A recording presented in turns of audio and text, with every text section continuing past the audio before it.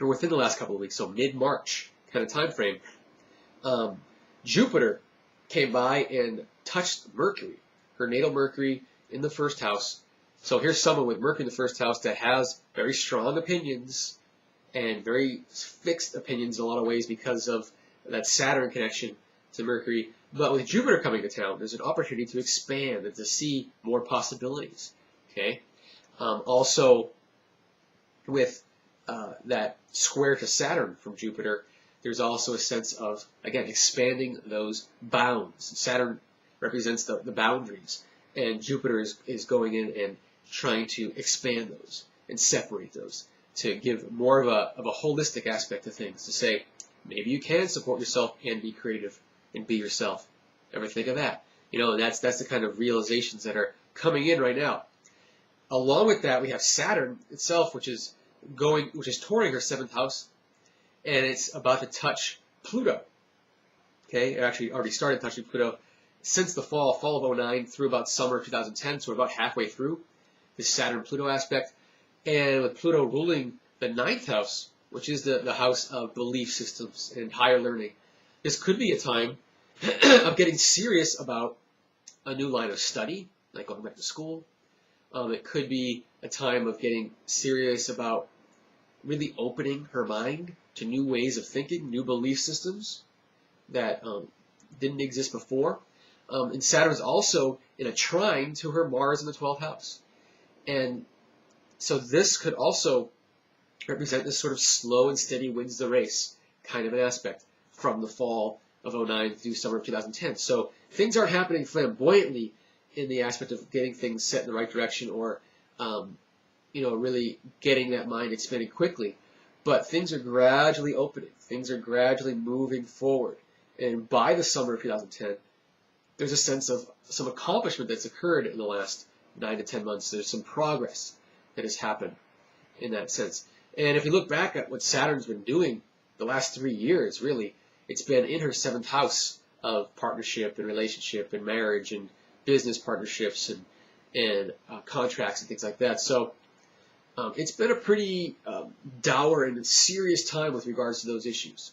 And so back in 2007 or so, when Saturn crossed the seventh house, up to now and up through the summer, basically, this is a time of really facing what's going on with relationships.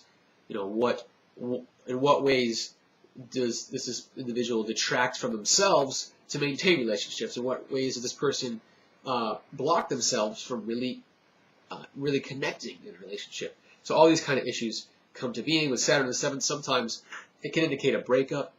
If 3 years ago there was a relationship, it could break up because when you get serious about things, if things are kind of together that aren't totally in alignment with the individual, then they'll tend to break up.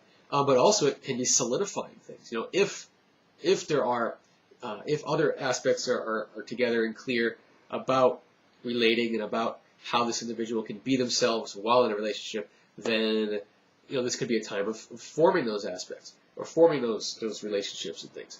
But in any case, a lot of work has been done over the last 3 years, and it'll be just about over by the summer. On the other side of the chart here, on the first house side, that's your left side over here, Neptune actually entered the first house right around that same time, 3 years ago. So about 3 years ago, about 2007, this is when Neptune and Saturn were opposing each other. And in this particular chart, we have a Neptune-Saturn opposition in the chart. So this was a very significant aspect, especially for this individual. And what this is all about dreams and reality in a battle. What are my dreams versus what are the realities of what I owe to others? Or what do I perceive that I owe to others in order to be myself? And so starting in 2007, that has been a big issue. And it's been going on since then.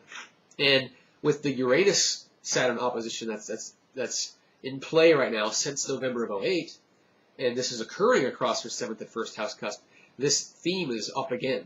But now it's less vague. It's more obvious and more, well, how do I be myself? And how do I balance that with other people's needs? And that kind of thing. So a really, really strong aspect in that sense. What's also going on right now is Pluto is in a sextile to her natal moon in Pisces. So this is an opportunity period to change the emotional self, change the reactive behavior patterns, So we talked about Pisces being the reactive pattern, being kind of wanting to escape and maybe getting enmeshed in other people's feelings a little bit too deeply to her own detriment. And the last several months or so have been an opportunity to get in touch with that. And actually, it's been about a year or so now that it's been a good time to get in touch with that. It's still continuing throughout the rest of 2010, this sense of expanded opportunities or possibilities within the reactive behavior patterns. So she's starting to see herself and go, whoa, do I have to react this way? Or do I just react this way because that's who I am? And so that's also helping with expanding the mind, expanding the possibility realm in that sense. So there are quite a few things that are going on here, and so we'll just leave it at that. But I guess the final advice here is, allow the mind to expand. Look at different ways to experience emotions, to experience your reactions to situations, because this is a real opportunity period to change the self in those ways, and also to really, slow and steady, but get things moving in the right direction in terms of, if you're going back to school or something like that, or in terms of just really rewiring the mind, rewiring the possibilities that you allow yourself to actually experience.